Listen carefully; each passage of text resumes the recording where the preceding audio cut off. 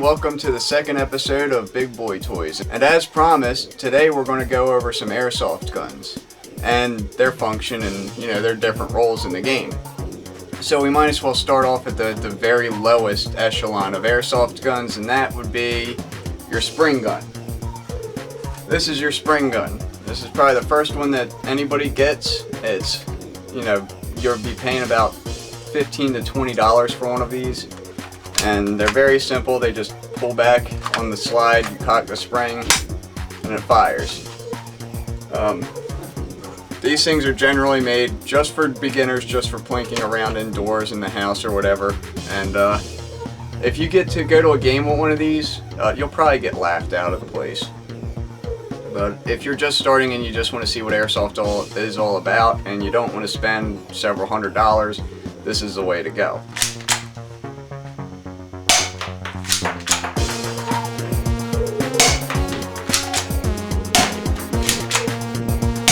About the most rate of fire you're going to get out of it.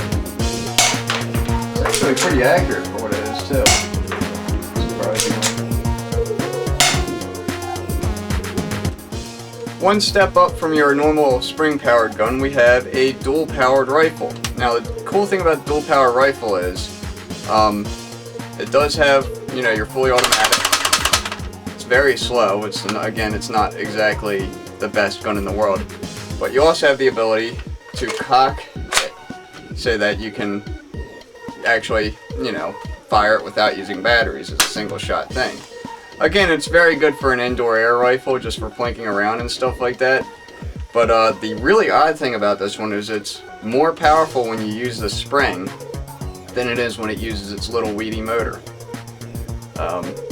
This is actually an H&K branded one, and it's they're more expensive than they should be, let me put it that way.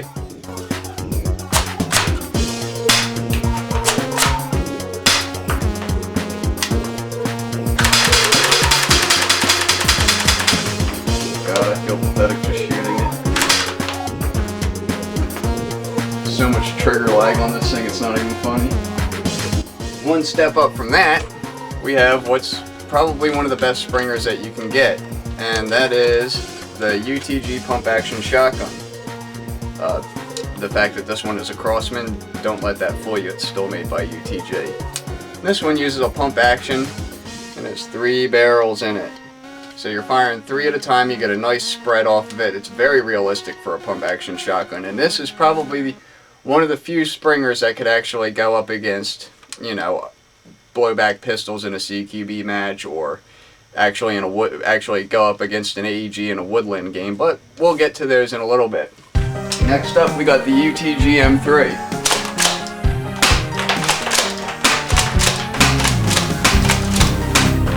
Much more effective as a spring gun.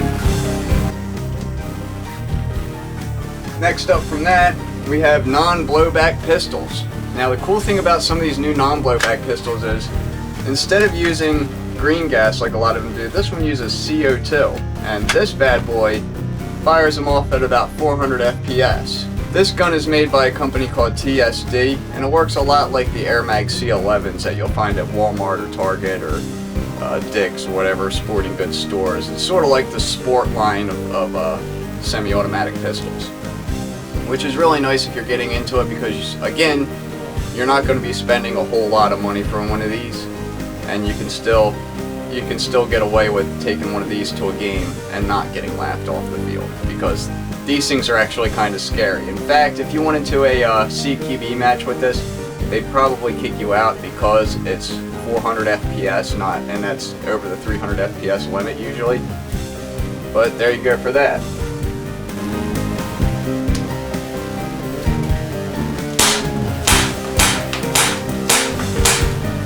Shoots very, very hard. One step up from that, we have gas blowback, which actually works like the real thing. These things are really cool because they operate like the real thing. They cycle like the real thing. They have a selector switch for semi-automatic and fully automatic like the real thing, and you can even break them down and field strip them just like the real thing. So that's your blowback pistols there. And these come in just about every shape and size you can imagine. You can get everything from your 1911s to your Mac 11 here.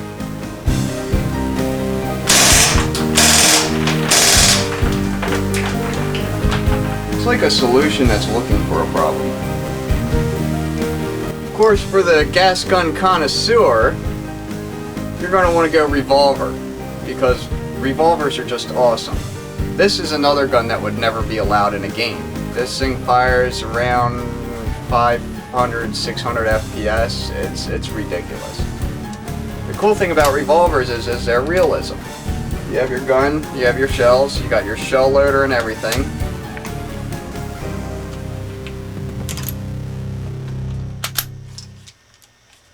And cocking hammer just like the real deal. Everything in there is the way it should be. You can even Russian roulette the cylinder, sort of. But if you're getting into target shooting with airsoft guns, this is probably the highest that you can really go. As for gaming with this thing, maybe in woodland situations when you have a minimum engagement distance, this thing is a sniper rifle of pistols. And put it that way. Good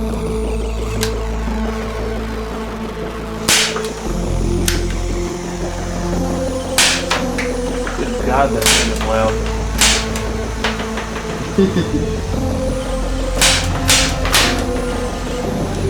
That's all you get. There's the shells. Now, a lot of people say spring guns suck. I happen to disagree with that. This here is the UTG L96 sniper rifle. And yeah, it's an AWP from Counter-Strike essentially. This thing fires at an enormous FPS and has a minimum engagement distance of about 50 feet. It's got a 3x9 scope on it. And yeah. This thing will hit a man-sized target accurately out at about 100 yards or more. Yeah, this is the one I don't like messing with. This is actually Zero's gun, and I don't let him play with it because he can hit me before anybody can see him. Maybe now that I got a scope on my AK, I might be able to see him before he hits me at least. Or shoots out my scope, one or the other. This, so, is a bolt cocking spring gun. I'm not going to cock it because dry firing this thing is actually really bad for it, but it spring cocks, comes back, ready to fire, and yeah, you can be pulling headshots with this all day. In fact, I think we got a picture of my brother that we can throw up that has a example, but there you go.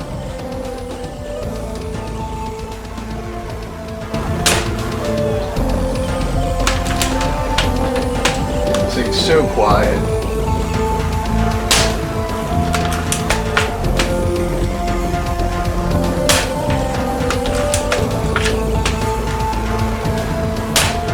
Completely belies the fact that it's putting the BBs through the towel in some shots.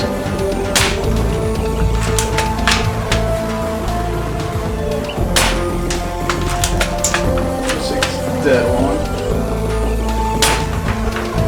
I can shoot other BBs out of the towel with it.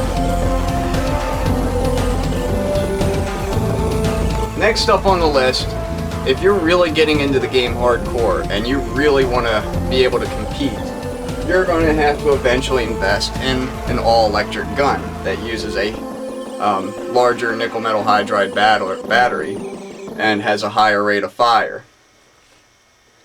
This is the Echo 1 Scar. And again, you see it has a magnified scope on it. This is a 2x scope, up to 7x scope. You really aren't going to need anything more than that for woodland. It's got a nice hop-up adjustment through there. You can put more backspin on the BBs to get them where you need them. It's got a barrel extension. He's put a tight bore barrel in this one. It's got quite a few little upgrades in it. He actually went out and decided to get a custom battery pack for this thing just so he could get a higher rate of fire. But yeah, this thing is mean. I'll tell you that right now. The great thing about all electric guns are that they use a large, sort of like a power drill motor in the handle, and they cycle a very large piston inside of a larger gearbox. It's all made of metal, and it can handle the rigors of high power and high rate of fire at the same time. For one of these, you're going to be spending in the neighborhood of $200 to $300 easily.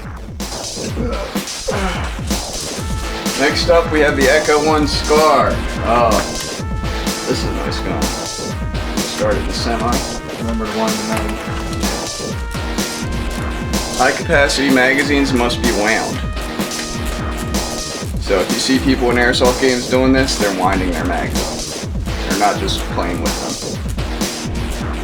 This gun is so heavy because it's all metal. It's got a vertical foregrip that sort of helps you carry it around for long periods of time. Single shot.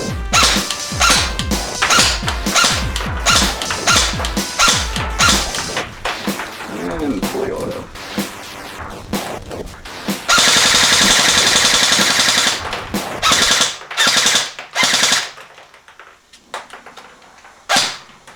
One thing about AEGs is when you're done shooting them, you want to fire one shot off in semi-automatic to make sure your spring goes all the way forward. Of course, when you go completely bonkers like we do, you start designing your own airsoft guns.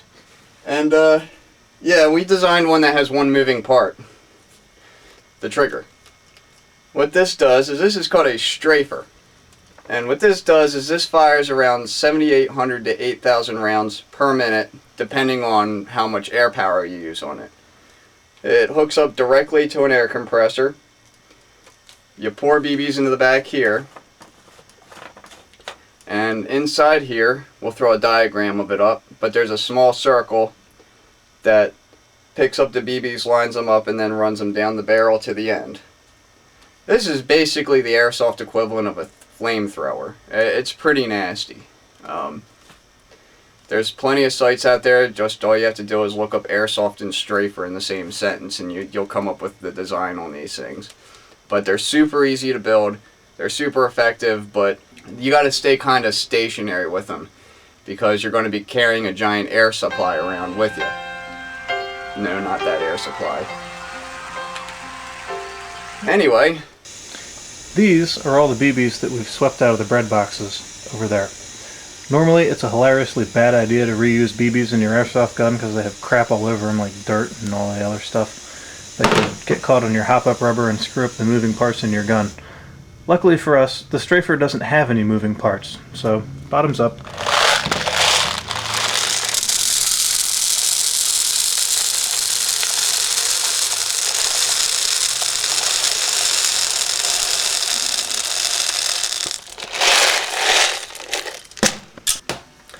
We've briefly touched upon the topic of the strafer before.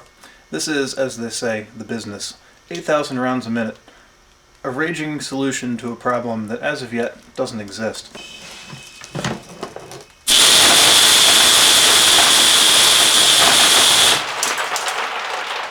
now you have a hole in your towel.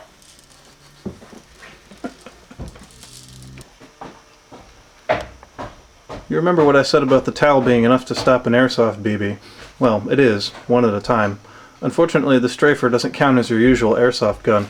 So, 8,000 rounds a minute through the strafer managed to do this to my towel. So I think we're going to have to knock off for now and find another towel to line our pellet trap with. Well, airsoft's not just about the guns, even though that's a really big part of it. It's also about the equipment, safety glasses, different types of BBs you can get, different kinds of camo, etc. In future episodes, we'll talk more about different kinds of BBs, how hop-up works, and we'll start reviewing individual guns.